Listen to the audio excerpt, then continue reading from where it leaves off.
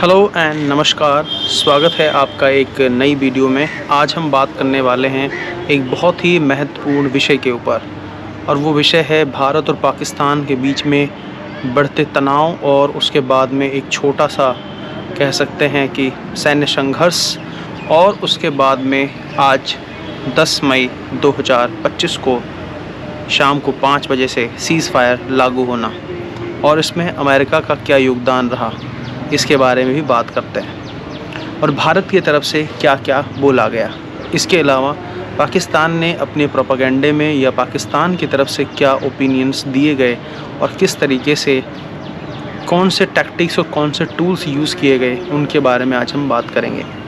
तो सबसे पहले आपको पता है कि पहलगाम के अंदर में एक इंसिडेंट हुआ, और जिसके रिस्पांस में इंडियन गवर्नमेंट ने डिसाइड किया, जिस पर सभी पॉलिटिकल पार्टीज़ ने एग्रीमेंट किया, एवरीवन एग्रीज, सब लोगों ने इस पर अपनी सहमति जताई कि वो एक तरीके से जो भी कार्रवाई सरकार करेगी उसके समर्थन में उसके समर्थन में रहेंगे और पूरे तरीके से सहयोग करेंगे। और उसके बाद में भारत सरकार ने ये डिसाइड किया कि वो सेनाओं को पूरी छूट देंगी, और सेना ने एक ऑपरेशन किया, और ऑपरेशन में कुछ स्पेसिफिक टारगेट्स के ऊपर मिसाइल्स दागे गए पाकिस्तान में, जिसको भारत सरकार ने बताया कि ये ऐसी जगह थे जहां पर पाकिस्तान में बैंड टेररिस्ट ऑर्गेनाइजेशंस के हेडक्वार्टर्स थे।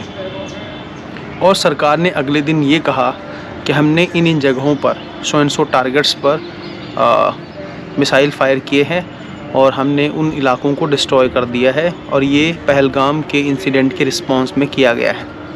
बदले में पाकिस्तान ने भी रिटेलिएशन किया, और पाकिस्तान ने बहुत सारी जगहों पर, ख़ास करके जम्मू के इलाके में, जम्मू कश्मीर के इलाके में, और साउथ कश्मीर का जो डिस्ट्रिक्ट है, पुंछ हो गया, राजौरी हो गया, ऐसे बहुत सारे सेक्टर हैं जहाँ पर उसने शेलिंग की, फायरिंग करी, और वहाँ पर हिंदुस्तान के जो आम शहरी हैं उन कईयों को अपनी जान गंवानी पड़ी।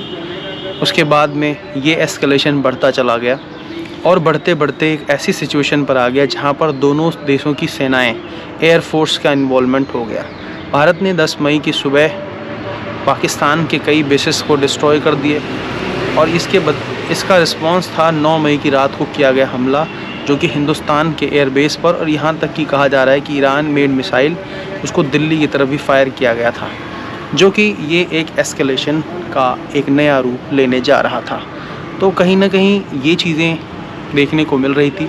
साथ ही में पाकिस्तान के बहुत सारे लोग जो थे, और वो भी चाहते थे कि अब इसको डिस्केलेशन की तरफ ले जाया जाए, और पाकिस्तानी जो DGSPR के उनके एक तरीके से प्रवक्ता हैं, उनका भी ये कहना था India is actually escalating this war. तो कहीं ना कहीं और पाकिस्तान के अंदर भी बहुत सारी आवाज़ें उठ रही थी कि हमें मीडिएटर की ज़रूरत है, किसी दुनिया के उन ममालिक की ज़रूरत है जो एक मेजर रोल प्ले करते हैं जियो पॉलिटिक्स में, या फिर जिनका मेजर पॉलिटिकल डोमिनेंस है। ख़ास करके basically they were talking about the Americans. तो कहीं ना कहीं अमेरिका का इंटरवेंशन वो चाहते थे, एंड अमेरिका ने इंटरवीन किया भी। और कल यानी कि 9 मई से लेकर के और 10 मई के बीच में एक काफ़ी नेगोशिएशन के बाद में दोनों सरकारों ने ये डिसाइड किया, भारत और पाकिस्तान की दोनों देशों की सरकारों ने डिसाइड किया कि वो अब सीज़ फायर लागू कर रहे हैं, जो कि आज शाम 5 बजे से लागू हो जाएगा, यानी 10 मई 2025 की शाम से लागू हो जाएगा। तो ये अच्छी बात है। अब सवाल ये है कि फिर कई लोगों का ये भी कहना है कि अगर आपको बस इतना छोटा सा ही वॉर करना था, तो फिर आपने क्यों या आपको बस इतनी स्पेसिफिक छोटी सी वॉर ही करनी थी, तो इतना बड़ा मिसाइल सिस्टम ये सब लगाने की ज़रूरत नहीं थी। या कई लोग इस बात से खुश नहीं हैं कि भारत ने सीज़ फायर कर दिया है, और या पाकिस्तान ने और भारत ने मिल करके सीज़ फायर कर दिया है। इससे दोनों तरफ के लोग, काफ़ी लोग खुश नहीं हैं, जो बेसिकली वॉर को पसंद करते हैं, जो शिद्दत पसंद लोग हैं, यानी कि those who basically radical people, they want war. Basically आप ये समझिए कि वॉर हमारा अल्टीमेट सोल्यूशन कभी नहीं होता है। आप हमेशा याद रखिए कि वॉर कभी भी सोल्यूशन होता नहीं है किसी भी कंट्री को आगे बढ़ने के लिए। भारत हो या पाकिस्तान हो या दुनिया का कोई भी मुल्क हो, दुनिया का कोई भी देश हो, अगर आपको तरक्की करना है, अगर आपको ग्रो करना है, आप अपनी सिक्योरिटी को, अपने डिफेंस को मजबूत करके रखिए। आप कोशिश करिए कि आपकी कंट्री में कोई टेररिस्ट एंटर ही ना कर पाए। आपको इतना कंट्रोल बनाना ही पड़ेगा। दूसरी चीज़, जो गवर्नमेंट ने एक्शन लिया उसको देश की सभी पॉलिटिकल पार्टीज़ ने सपोर्ट किया है, हर कम्युनिटी के लोग ने सपोर्ट किया है, जिससे ये बात पता चलती है कि कोई भी नहीं चाहता है कि टेररिस्ट या टेररिज्म, और ख़ास करके जो रिलीजन का जो एक चोंगा पहन करके रिलीजन को भी बदनाम किया जाता है, धर्म को भी बदनाम किया जाता है। जैसे पाकिस्तान हमेशा रिलीजन का सहारा लेता है, जबकि ये बहुत ही गलत बात है कि किसी भी धर्म को आतंकवाद से जोड़ना, इस तरीके से धर्म का इस्तेमाल करना लोगों को बरगलाने के लिए, इससे पूरे दुनिया के जो उस धर्म को, खास करके इस्लाम को जो मानने वाले लोग हैं, उनकी बदनामी होती है। इस बात को देखे बिना पाकिस्तान किस तरीके से धर्म का इस्तेमाल करता है, ये भी सोचने की बात है। तो कहीं ना कहीं दोनों तरफ से लोगों को सोचने की ज़रूरत है कि हमें कैसे आगे बढ़ना है, कैसे मूव ऑन करना है, और कैसे इस टाइप की सिचुएशंस आगे कहीं पर ना हो, और ना ही एस्केलेशन इस लेवल तक पहुंच जाए कि जहां पर दुनिया एक ऐसा मंजर देखे जो कि ख़तरनाक हो। तो कहीं ना कहीं हमें ये चीज़ें सोचनी पड़ेगी। और देश हमेशा ईगो से ऊपर होता है। कई लोगों को ये लगता है कि भाई सीज़ फायर नहीं करना चाहिए था, या फिर हमें वॉर को और बढ़ानी चाहिए थी, या हमें कुछ और करना चाहिए था। We are strong people, we know we are strong people, we invested our money, we didn't invested for Pakistan, please understand. हमने पाकिस्तान के लिए अपनी सेना पे खर्चा नहीं किया है। हमारा जो असली दुश्मन है वो चाइना है।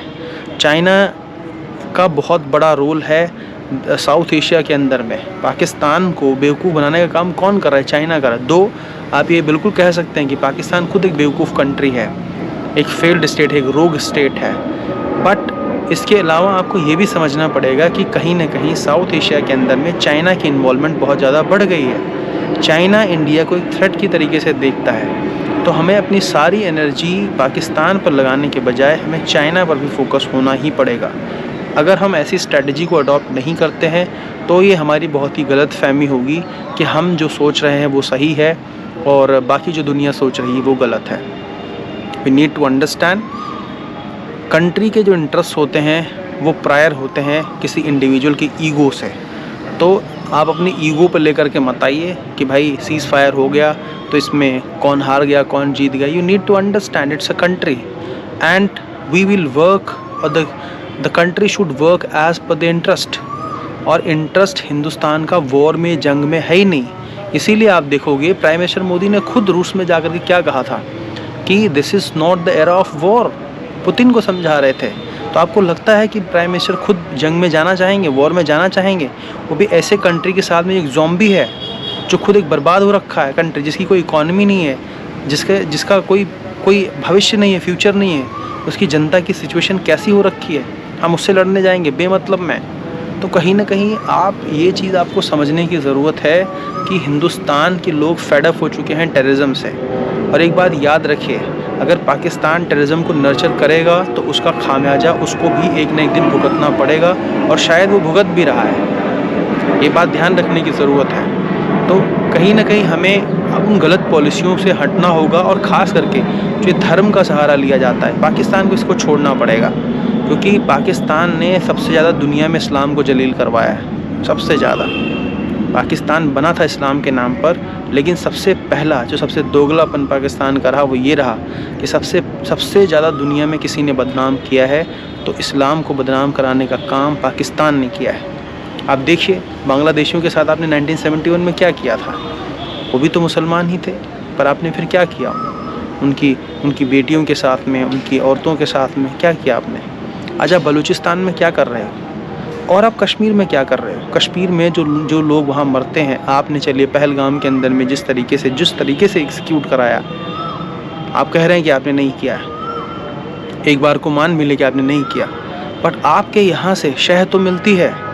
इतने हेडक्वार्टर्स मिलिट्री जो टेररिस्ट ऑर्गेनाइजेशंस के, नॉन स्टेट एक्टर्स के जो इंफ्रास्ट्रक्चर हैं वो आपकी कंट्री में हैं। हो सकता है कि डायरेक्ट इन्वॉल्वमेंट ना रही हो, मान लिया आपकी बात, चलो मान भी लेते हैं, पर आप सोच करके देखिए कि आपकी ही कंट्री में क्यों ये सारी इंस्टॉलमेंट मिल रही हैं। मिलिट्री इस्टेब्लिशमेंट के साथ में टेररिस्ट कैंप क्यों मिल रहे हैं। और टेररिस्ट कैंप अगर आपकी कंट्री में है तो आपको सोचना पड़ेगा कि कहीं ना कहीं ideologically, militarily, politically, economically, financially हर तरीके से आपने सपोर्ट किया है। और कश्मीर के अंदर में जो हुआ उसका नुकसान कश्मीरी मुसलमानों को भी उठाना पड़ा है। वहाँ पर दुनिया भर के लोग आते जाते थे, टूरिज़्म था, उनका लिविंग स्टैंडर्ड अच्छा हो रहा था। आपने अपने लोगों के साथ क्या किया है? आप कश्मीर की बात करते हो, कश्मीर आपको चाहिए, आपने पीओके के लोगों का कौन सा लिविंग स्टैंडर्ड यूरोपियन कंट्रीज़ के बराबर कर दिया? आप समझाइए हमें, क्या कर दिया है आपने आखिर? क्या आपने यूरोपियन कंट्रीज़ के बराबर उनका लिविंग स्टैंडर्ड कर दिया जो आप चाहते हैं कि कश्मीर आपको मिल जाए?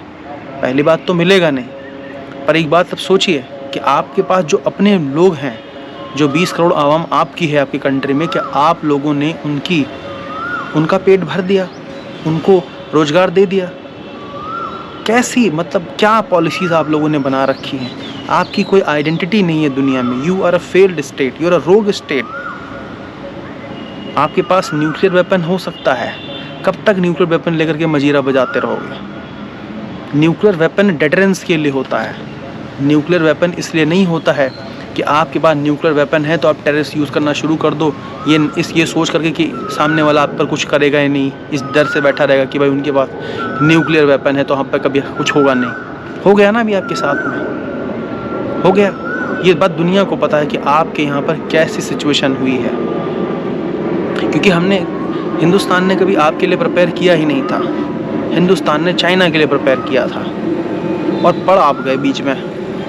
तो ये सोचने की ज़रूरत है कि आपने किस तरीके से इस पूरे खित्ते को, पूरे एरिया को पैसे बर्बाद किया है। ये आपने जंगी खाना का माहौल बना के रखा है पिछले 75 सालों में।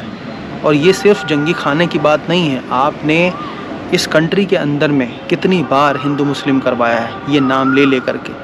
और इस जंग में भी किस तरीके से आपने 5th जनरेशन वॉरफेयर का झूठ प्रोपेगेंडा फैला करके ये बताने की कोशिश करी कि हिंदुस्तान की सरकार ने, हिंदुस्तान की फ़ौज ने आपके मुल्क में आकर के और मसाजिदों पर हमला किया है। जबकि सच तो ये है कि आपने गुरुद्वारे पर हमला किया जम्मू में, जहाँ पर वहाँ के जो ग्रंथी साहब थे वो मारे गए।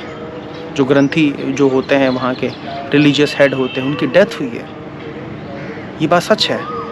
और जम्मू के अंदर में आप देखो, वहाँ पर एक मौलाना साहब की डेथ हुई है। इसके अलावा सिविलियंस कितने घायल हुए, कितने मारे गए पूरे across the border in India. तो आपको ये लगता है कि ये सब करके और आप बचेंगे नहीं। अब आखिरी चेतावनी ये है कि हमें ये सोचने की ज़रूरत है कि अगर इस सीज़ फायर का वायलेशन होता है तो इसका मतलब इंडिया ने बोला है it will be consider as an act of war. तो आपको सोचना है कि आप करना क्या चाहते हैं। आप वॉर को एक्सकेलेट करना चाहते हैं या डी एस्केलेशन में बिलीव कर रहे हैं। If you want to escalate the war, get ready. If you want to escalate this situation, you should get ready for war, a humongous war. फिर इंडिया भी अपनी इकोनॉमिक इंटरेस्ट को भूल जाएगा और शायद वो वॉर में इन्वॉल्व हो जाए। पर इंडिया का नुकसान तो होगा ही, पर आपका क्या होगा आपको भी सोचने की ज़रूरत है। You need to understand. So इसीलिए आप सभी से गुजारिश है कि अपने पर्सनल ईगो में न आकर के अपने देश की सरकारों को समझाएं कि देश के आवाम की, वहाँ के सिटीजन्स की बेसिक लिविंग स्टैंडर्ड पर काम करें। उनको ऐसी सिचुएशन में ले करके आएँ जहाँ पर उनके पास एम्प्लॉयमेंट हो, एजुकेशन हो, अच्छी हेल्थ फैसिलिटीज़ हों, बाकी सारी चीज़ें हों। ये सब काम तो आप करते ही आ रहे हो 75 साल से। कुछ ऐसा काम करो जिससे आवाम का पेट भर सके। बस मेरी इतनी ही गुजारिश है आप सभी से। बाकी आपकी कोई राय है, कोई बातचीत है, आप कुछ कहना चाहते हैं तो प्लीज़ कमेंट बॉक्स आपके लिए खुला हुआ है, आप कह सकते हैं। But please behave properly. जो भी आप कह रहे हैं अपनी बात को सही से कहिए। गाली गलौज देना तो आसान चीज़ होती है। So do not abuse but just give your opinion what ever you feel about my views. Thank you so much. जय हिंद, गुड बाय।